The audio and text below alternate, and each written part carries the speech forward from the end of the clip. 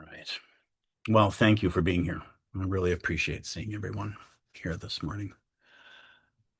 Um, I'm going to talk just a little bit this morning about a verse from Rumi that I expect most of us are probably familiar with, and perhaps not all of us. Um, it's one of the evening chants that we use here at Flying Cloud from time to time. So some of you, if you've joined us for evening sittings, may recognize it. But it came up in my life a little while ago. Um, a little while ago, it came up again in some of the work that I do, and it felt really alive. So I'm going to speak to it here a little bit today. I've spoken about this many times, but as is the case with all Dharma, I certainly consider Rumi to be Dharma. Um, we peel it like an onion, don't we? We hear a we hear a teaching. We become familiar with a koan. We spend time with a sutra, scripture of some kind, and it tends, for most of us, I think, to kind of go in through the doorway of the brain, that level of kind of informational understanding, which is very important for us. And then if we stick with it and we continue our relationship, it has an opportunity to penetrate more deeply, instead of just the nourishment, the water of the sutra, just nourishing the top couple inches of our soil. It has a chance to really penetrate very deeply, way down into the roots of who we are, become part of the groundwater that sustains us, right? Especially during times of no rain. So I don't want to kill my metaphor, so I'll keep going. But that's my hope. A lot of you are familiar with this, but I hope every time you circle back to wisdom teachings like this, it has a chance to penetrate just a little more deeply because of our increased capacity as time goes on. And sometimes because we're more permeable. And honestly, suffering is one of the things that has a tendency to do that. Our heart opens for lots of different reasons, but pretty reliably, experiences of great suffering is one of those. And that's one of the reasons it came up for me recently is working with somebody who's in a place of great suffering. And this is what we spent time kind of curled up in is Rumi here. So the verse is as follows. Uh, we are the mirror as well as the face in it. We are tasting the taste this minute of eternity. We are both pain and what cures pain. We are the sweet cold water and the jar that pours.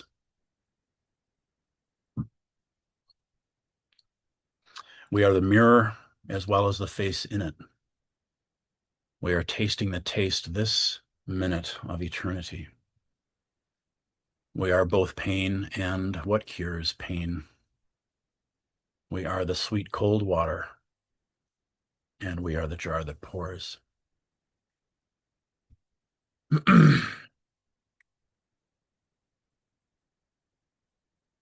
So there's a lot in this. I'm very confident I could give a talk once a month about this for the rest of my life and not run out.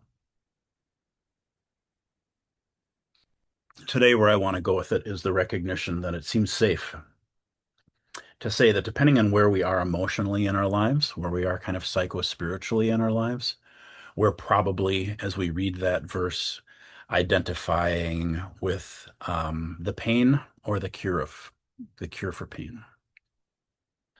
We're identifying with the thirst or the sweet cold water. Generally speaking, our center of gravity is going to be leaning toward one of those things. It is obviously safe to say, it certainly feels safe to say that we all suffer, that we all struggle. Uh, that's the first arrow. It also seems safe to say that we all uh, feel ashamed of our struggle and our suffering. We have a tendency to blame ourselves for it. That's the second arrow. It's human nature to feel that it's our fault that we suffer, that it's a sign of our failing, a sign of our weakness. We have a tendency to do this in lots of different ways, but this is part of our human nature. It's my own failing, my own weakness that necessitates such struggle. Life is so difficult for me. I have to try so hard. It seems safe to say that we all do that. It seems safe to say that very deeply, way underneath all the layers of the persona, the layers of all of the ego masks that we wear, that we have a feeling and a belief that we're substantially broken. We're wounded. We're lacking. It seems safe to say that. And therefore, it feels safe to say that we all wish to be held. We want to be saved. We want to be cured. We want to be fixed. It makes sense to me. In response to the first two noble truths, it makes sense to me that we would all have some relationship with that desire.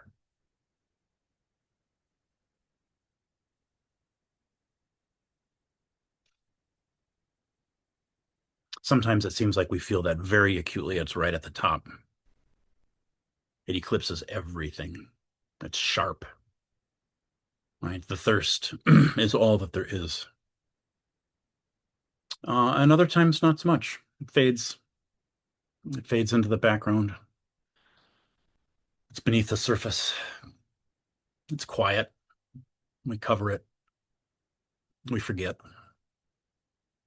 That seems normal to me too. Both of those things seem normal to me.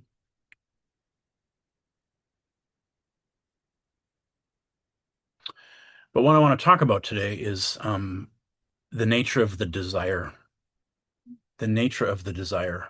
that we all have to be, I guess I'll use the word held, cured, fixed. Yeah, that's a desire for pain to go from present to absent. I get that. Most of us get that. That makes sense. Buddhism spends a lot of time on that one. I have spent a lot of time on that one as a student, and I've certainly spent a lot of time on that one as a teacher. I want it to go away. We know that one. What I want to talk about a little bit more, though, today is the desire to be held, which is different than I want it to go away. It's a little more nuanced. It's I want presence in the midst of it.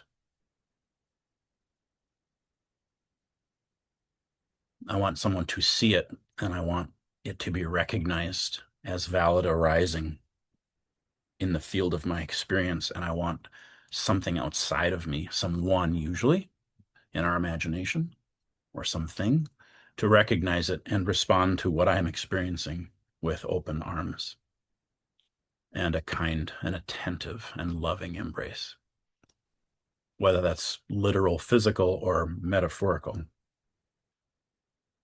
In psychological terms, this is the need, because it is a need, for empathy,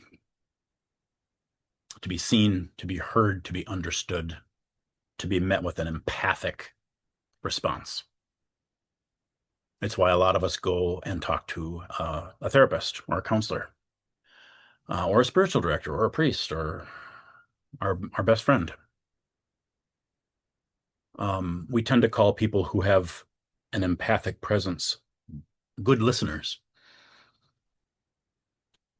right? Whether or not they can recall all the details of the story we're telling them, probably we would regard somebody as a good listener if when we finish talking to them, we felt a connection that happens more down here, right, than up here. So the reason I want to speak to that desire to be held is because it speaks to what in the mindfulness traditions and the uh, contemplative traditions, certainly in the Buddhist tradition, we call it compassion. The desire to be compassion and the desire to receive compassion. We take vows, some of us, to awaken to that potential in ourselves and to enact it, to become it. I will be the compassion. I will be the sweet water and the jar that pours, right? The vow is woven right into our little verse today. And so we tend to, uh, a lot of us, we tend to overlook or we tend to devalue or even diminish a little bit our own desire to be on the receiving end of empathy, of compassion. We mostly aspire to be the holder and not the held. And that makes sense. There's no fault finding in this. It's just awareness. So what I want to speak to is the desire to be held. And I want us to all remember, if we can, that our desire to be held, there is an honesty to it. It's certainly human, and it's also something else. There's a goodness to the desire, and it can be occluded with other things. I understand that. It can be sticky, and the ego has got all sorts of things to say about that, and it can feed into all sorts of other patterns. I get that. I want to talk about the gold vein, though, that runs through. And the reason's because what our verse from Rumi reminds us of is that desire to be held is actually two things at once, right? Because remember, he's saying the reflection and that which is seen and that which is seeing, that which is thirsty and that which is water, that which is pain and that which cures pain, right? They're two things and they're not two things. They're one thing. So he's talking about that desire, the desire we all have to be seen, the desire we all have to be the receiver of the water, to have our thirst sated, to have our suffering be recognized, to have our wounds be tenderly ministered to. There are two things happening there. The first is we all have a desire to be lovingly held now in the present by another person or by God or by Buddha or by something, right? Someone or something that has no agenda for us, only empathy, only compassion, only kindness. We want to be held by someone who has no advice to give, who asks nothing of us, a person who sees us fully, exactly as we are right now. Just that. Right? That's a very real need for human beings. And as I'm describing this very real need, I hope we can all recognize that's very rare. That's very, very, very rare. It seems safe to say there are many people who will be born and live and die and not have that experience. That's how rare it is. And that's the first layer of the desire. I just want to be fully seen, accepted, and held. And the second layer is the desire to remember that we are already always held. One is, I want it to happen. I hope it happens. And two is, oh, it's already happening and it's never not happened. That's the flip side of the mirror. I am what cures pain. I am that which sees. I am the sweet water. I am the jar that pours. That's never not happening. So this is part of what happens to us. This is part of the awareness that awakens in all of us with mindfulness practice. This is a slow growing one, a slow growing awareness for most of us. For some people, it comes more quickly. For me, very, very, very slow. Every time I came back to the breath, every time I came back to the feeling of the fan, the air from the fan moving against my skin, I came back to the experience of the two thumbnails touching in my mudra. I did another body scan. I was encouraged to feel the tug of gravity on my bones and all the parts of me that could touch the earth when I was sitting, right? Mindfulness, mindfulness, mindfulness, mindfulness. What started to sprout really in my awareness was, oh, I'm never not held. I'm never not held. I've never had the experience in my entire life of not being touched. It's not possible. I tend to limit the word touch to mean another human, skin on my skin. Yeah, that's one form. That's a powerful form. It's a deeply meaningful form. It can be. But geez, that's just one.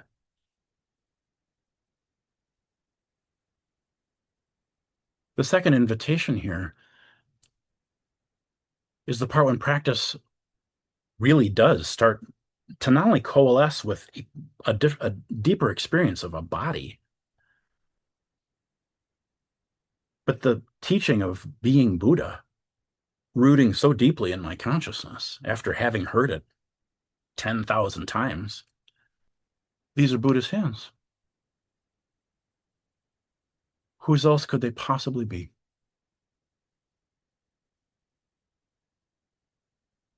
This isn't just our tradition. St. Teresa says the same thing. Christ has no hands now on earth but yours. Christ has no feet on earth now but yours. Christ has no voice on earth now but yours. Wow. Wow. That's correct teaching. So can you feel how your own touch will be changed, is changed, must be changed when you realize I am that. I am toucher and I am touched. I'm the one who wants to be held and I am the one who is holding. That's not abstract. That's not conceptual. That's not even a spiritual teaching anymore. That's my actual, immediate, felt experience. When you do this, when you put your hands together, when you touch your face, are you not both? Of course you are. Of course. Of course you're the toucher and you're the held. Of course that's true. Our touch becomes tender when we wake up to this. It becomes forgiving when I recognize that the vessel is never not in pain, that there's always suffering present in the human experience, always. There's always pain there, always. Physical pain, mental pain, emotional pain, spiritual pain. Of course, it's the first noble truth. We know this is true. But it changes the nature of the hands that touch that suffering being. When I realize I'm the water, these are the hands of tenderness and forgiveness, the hands of acceptance, the hands of curiosity, the hands of knowing, full acceptance. That very rare, precious, impossibly unusual thing we talked about a few minutes ago, right now, that's possible. The tug of gravity that we never don't feel can be our reminder. We're always wanted, held, longed for. Come closer to me, says the great earth, right? The cloth against our skin, the cloth against our skin, and the blankets on our bed, the arms of the beloved, following all of the movements, bending to stay close to us, continuing to caress us. This isn't abstract. There is no separation between me and creation. Creation itself is touching me and I am that. Do you feel it? We're never not touched. We're never not longed for, never not held. It happens in every possible level. The way food leaps into us, can hardly wait to become us. Willingly, how quickly it gives up its green pepper nature to become the cells of your body. Wow. We are pain and what cures pain. We are the sweet cold water and we are the jar that pours. The invitation today, and I'll end with this, is to remind yourself that all the mindfulness practice that you do, every time that you practice coming back to, oh, right, I'm supposed to be doing this. I'm not lost in my daydreams. I'm supposed to be paying attention to my thumb tips. I'm supposed to be paying attention to my breath. I'm supposed to be paying attention to the parts of me that are touching the earth. Oh, right, mindfulness of yes, yes, yes. Good, please do keep doing that. Right? You're planting much, much more sacred seeds than you're aware. Because moments when a verse like this leaps off the page and touches something, it's been doing very slow work for a long time, as you have, to be just big enough, just ready enough for this thing to happen where all of a sudden, oh, of course I'm longing to be held. I'm longing to remember that I'm never not held. And now I can go ask my dear friend for a hug. I can go ask my puppy to sit by me on the couch as I'm feeling really lonely. Or I can call and talk to my kid or ask my spouse to come and rub my neck. But in the midst of that, or even in the absence of those possibilities, I can remind myself in the matter of my own body, it's always happening and always has been happening. So much of our desire is actually for something that's already happening. That's so common for human beings. So that's all I'm really offering. I'm offering it via Rumi, my favorite. And I hope this is helpful today. It was helpful for me.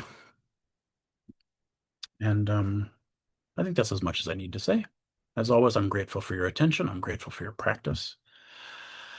The desire must be there in you, or you wouldn't show up for yourself. You wouldn't show up and make the shape of Buddha with your body, and you wouldn't be curious about that breath, and you wouldn't want to wonder about Rumi.